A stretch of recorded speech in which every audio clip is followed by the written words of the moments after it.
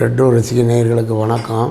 இப்போ நம்ம எதை பற்றி பார்க்க போகிறோம்னா, அதாவது மக்கள் திலகம் நடிக்க மறுத்து நடிகர் திலகத்துக்கு போன படம், நடிகர் திலகம் நடிக்க முடியாமல் மக்கள் திலகத்துக்கு போன படங்கள் பற்றி பார்ப்போம். அதில் முதல்ல வர்றது மலைக்கல்லன் 1954. அந்த படம் நடிகர் திலகம் கால்ஷீட் பிரச்சனை நடிக்க முடியாமல் அண்ணன் எம்ஜிஆருக்கே ரெக்கமெண்ட் பண்ணி சொல்கிறாரு. அந்த ரெக்கமெண்ட் பண்ணி அந்த மலைக்கல்லன் போகுது. எம்ஜிஆர் பானுமதி நடித்து மிகப்பெரிய ஹிட் ஆகுது.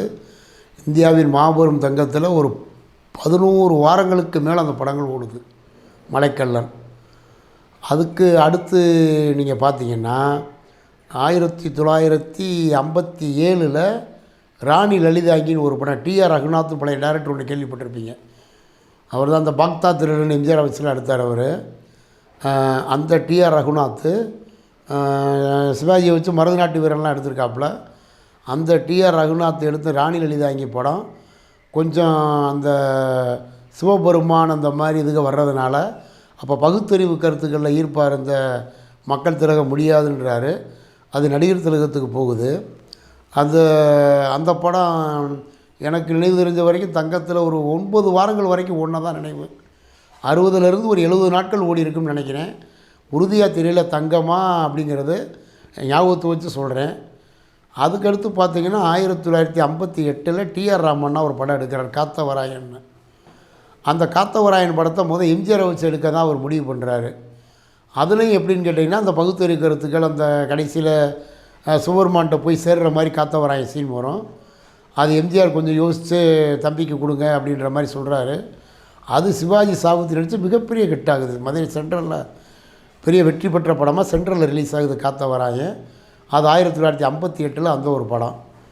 அதுக்கப்புறம் பார்த்திங்கன்னா 1966 பெற்றால் தான் பிள்ளையான்னு ஒரு படம், கிருஷ்ணன் பஞ்சு டைரக்ட் பண்ணது. அருமையான படம், அற்புதமான படம். அது நடிகர் திலக நடிக்கிற மாதிரி இருந்த அந்த படம் மக்கள் திலகத்துக்கு போகுது. மக்கள் திலகம், சரோஜா தேவி, நடிகவேல், எம்ஆர் ராதா அவங்க எல்லாமே நடிக்கிறாங்க. கிருஷ்ணன் பஞ்சு டைரக்ட் பண்ணுறாங்க. சிந்தாமணியில் வெளியாகி மிகப்பெரிய வெற்றி பெறுது. பெற்றால் தான் பிள்ளையா 100 நாட்களை கலந்து ஓடுது. அது இவர் நடிக்க வேண்டியது அங்கே போகுது. அந்த பெற்றால் தான் பிள்ளையால் தான் கொஞ்சம் அது வாசு மேனன்னு சொல்லி ஒரு மலையாள தயாரிப்பாளர் வாசுன்னு சொல்லி, வாசு ஸ்டூடியோஸ்ன்னு சொல்லி அவருக்கும் அவர் ப்ரொடியூசரில் எம்ஜிஆருக்கும் எம்ஆர் ராதாவுக்கும் கருத்து வேறுபாடு ஏற்பட்டது அந்த படத்தில் தான். அது கிட்டத்தட்ட அது தெரியும் 1967 எம்ஆர் ராதா அவர் சுடுற அளவுக்கு போச்சு. அதுக்கு பல காரணங்கள் சொல்லுவாங்க. அதில் ஒரு சின்ன காரணம் இது ஒன்று. இதிலேருந்து அது பெருசாக வெடித்து காமராஜர் என்னமோ சொன்னாங்க, காமராஜர் எதிர்த்து இவர் நிற்க போகிறாரு, அவர் விரோதம் பண்ண போகிறார் அப்படிலாம் சொல்லி சொன்னாங்க. அது எல்லாருக்கும் தெரிஞ்ச விஷயந்தான். அந்த பெற்றால் தான் பிள்ளையா அது வெற்றி பெற்ற படம். அதுக்கப்புறம் பார்த்திங்கன்னா ஜேஆர் மூவிஸ்னு ஒரு தயாரிப்பு நிறுவனம் எங்கள் மாமான்னு சொல்லி ஒரு படம் எடுக்கிறாங்க. எம்ஜிஆரை வச்சு புதிய பூமின்னு ஒரு படம் சும்மா ஓரளவு நல்ல வெற்றி பெற்ற படம். அலங்காரில் ஒரு 70 நாட்கள் வரைக்கும் ஓடின படம். அந்த ப்ரொடியூசர் போய் சொல்கிறாங்க, இந்த மாதிரி ஒரு கதை இருக்குது, இந்த கதைக்கு நீங்கள் நடிக்கணும் அப்படின்னு சொல்லும்போது, அதான் எம்ஜிஆர் அந்த நட்புக்காக சொல்கிறேன் உங்களுக்கு, அந்த கதையை கேட்டவுடனே சொன்னாராம், இந்த தம்பி கணேஷ் நடித்தா நல்லாயிருக்கும் அப்படின்னு. அதே மாதிரி சிவாஜி கணேசன் நடித்து, ஜெயலலிதா நடித்து 1970 அதுவும் மாட்டுக்காரன் ரிலீஸ் ஆகி மாட்டுக்காரன் சூப்பர் டூப்பர் ஹிட் ஆகுது. இது அங்கே ஒரு 10 வாரங்கள் 70 நாட்களுக்கு மேலே ஓடுது, வெற்றி பெற்ற படம். இதை நான் சொல்கிறது என்னென்னா, புரட்சி திலகம் பாக்கியராஜ் சொன்ன பதிவு இது. அதாவது எம்ஜிஆர் சிவாஜிக்கான நட்பு என்னங்கிறதுக்கு அவர் சொல்கிறாப்புல. அந்த நடிப்பில் எந்தளவு கவனித்து அந்த தம்பி அண்ணன் பார்த்துருக்காருன்றத பாக்கியராஜ் ஒரு பேட்டியில் சொல்கிறாரு.